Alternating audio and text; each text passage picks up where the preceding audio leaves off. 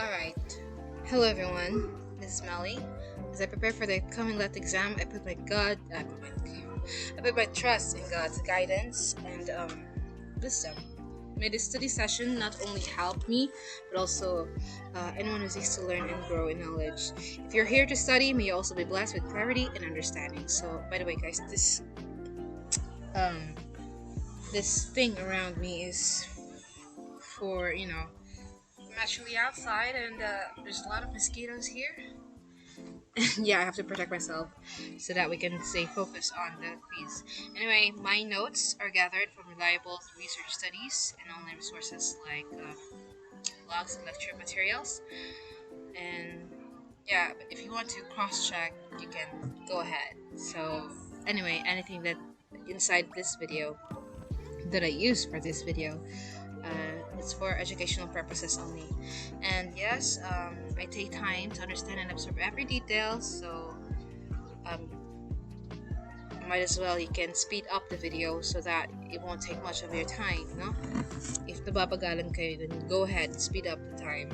But because this quiz, so you can just go with the pace, no? Kasi I will have to use I will be going to use a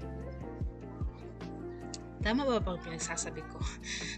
I'm going to use interval timer, so there will be 20 seconds in each item. So this is a review, um, multiple choice, no? Myth in the Philippines. So let's see. Kasi napaka-easy dito, di ba? Iniisip nyo kapag ma-encounter nyo to sa board exam or sa kahit sa examination in terms of myth, sabi nyo, madali lang yung myth. Well, let's put it on a test. On a test. On a test. Ayan na. I think we have to review in English kasi hindi pa rin tayo hindi pa rin tayo confident sa English natin. Anyway, again, this is myth in the Philippine context, so I challenge you to take this quiz so that you will know kung ano caliber niyo when it comes to myth in the Philippines. Hindi lang siya myth lang. No? So without further ado, let me mute myself and hide myself so that you can focus on the question. It's been 2 minutes, and yes, let's start. I have my Scantron paper here so that I can answer directly and practice my shading skills. And yes, let's start.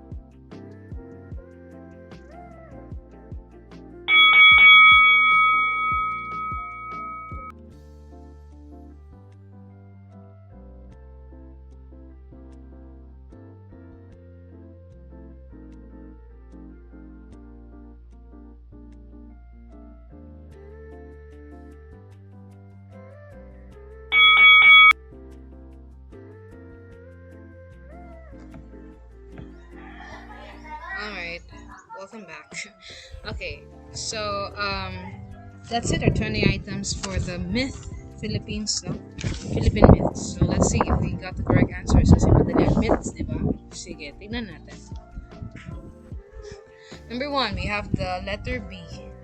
Pure myths and mythical stories and legends. So yan po yung dalawa according to Eugenio 2001. Yan po ang dalawang klaseng mythology, which is pure at saka mythological stories and legends. So yung mythological and legends is may influence siya ng Christianity. Number 2 is letter B. So to codify beliefs and religious practices. No? And number 3, yan yung myth as part of the religious and cultural beliefs para sa mga indigenous. Number 3 is letter B pa rin, Christianized lowland ethno-linguistic groups. So these groups adapted myth into folklore influenced by Spanish and Catholic traditions. So kaya yung pure is para secluded talaga siya sa isang exclusive talaga siya sa isang indigenous tribe na hindi naapektuhan or na-influensyahan ng mga Spanish. Okay? Number 4, we have the snake. Yan po ang fertility and spirits. Number 5, eel or igat. So in the Cordilleras, eels are believed to be reincarnated spirits of ancestors. Number 6, we have letter B pala. Letter P ang 6. So, ang crocodile is seen as a guardian and is called Nuno or grandfather. Hindi po siya god of war. So, guardian po. Guardian. Okay, number 7, letter C, balete. Hindi akasha, hindi anything. It's balete. Number 8, we have letter B or bamboo. So, bamboo po yung kadalasan na ginagamit na kahoy for the myth feature humans emerging from bamboo stalks. So, yung bamboo daw na biak, lumabas ang unang babae at unang lalaki. Number 9, we have the Soul Book. The Soul Book po, if you're not familiar with it, search nyo po sa internet. The Soul Book, this is explores Philippine myths and visual illustration. No, maraming ang authors yan, which is malalaman natin maya-maya.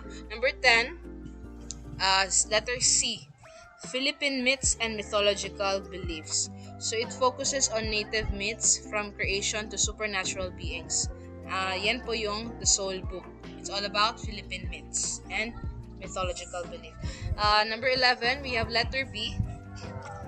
Mythological stories are influenced and legends are influenced by Christianity po. Unlike pure myths, these stories incorporate Christian elements. So, ano bang halimbawa sa mythological stories and legends? For example, makinig kayo. Example ng mythological stories and legends na na-impluwensyahan ng Christian elements. Example, Tiyanak. Bakit? Bakit hindi siya pure myths? Bakit hindi siya nabilong sa mga indigenous pure myths? Because it influenced Christianity. Saan doon? Saan parte ng Tiyanak ang hindi saan parte ng story ng Tiyanak ang may impluwensya ng Christianity? It is the part where kapag ang bata daw ay ang bata na namatay ay hindi pala na baptize or hindi na binyagan, maaaring pagkamatay nito ay magiging Tiyanak. So, that has influence with Christianity, di ba? Wala namang baptize wala namang baptism sa mga indigenous. So ayun, example naman sa pure myths, makinig, pure myths, example yan, hudhod ni Aliguyon. May ano ba dyan? Meron bang Christianismo dyan? No, walang Christianismo dyan. It's their own stories, it's their own beliefs, traditions. Another pure myths, darangan.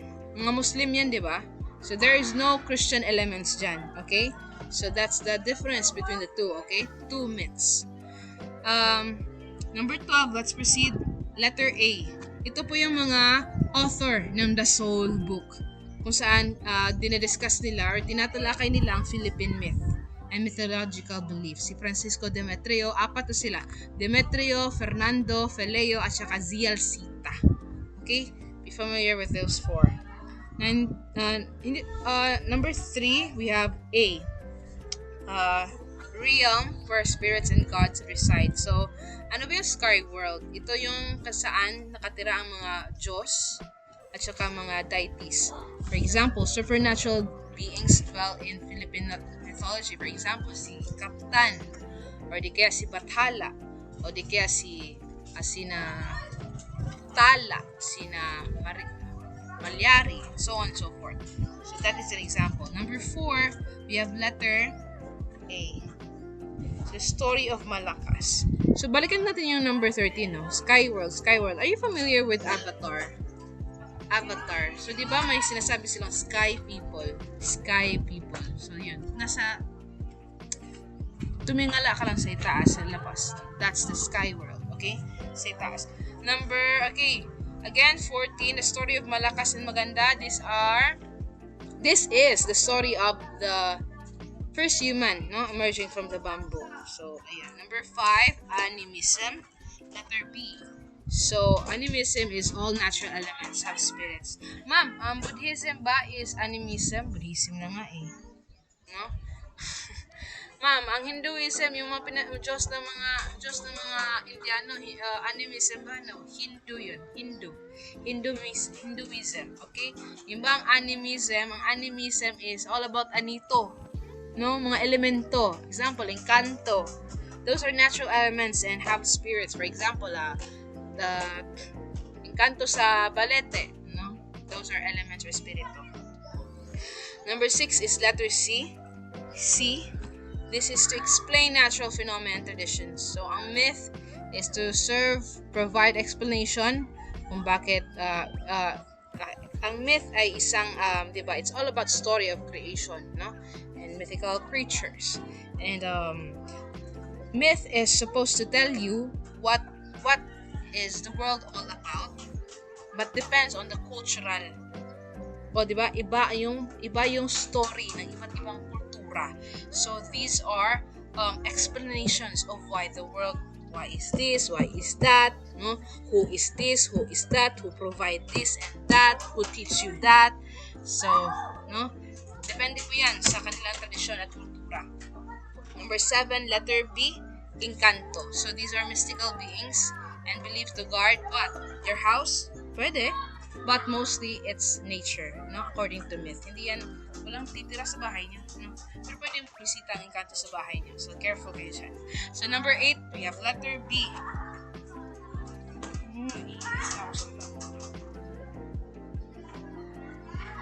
Naiinis talaga ako. Number 8, B. So, to highlight the importance of coexisting with nature. Bakit ba, ma'am, ang myth is all about nature, all about this and that.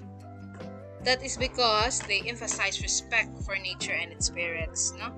May mga engkanto, si Kaptan, ano ba yung mga Bathala na yan, si Adlaw, si Arimangaw, sino mga ganyan, mga corpse eater, mga nuno sa punso, diba? It actually, that myth, example, let's make use of the nuno sa punso, diba? You cannot just directly, umihi ka dyan sa gilid.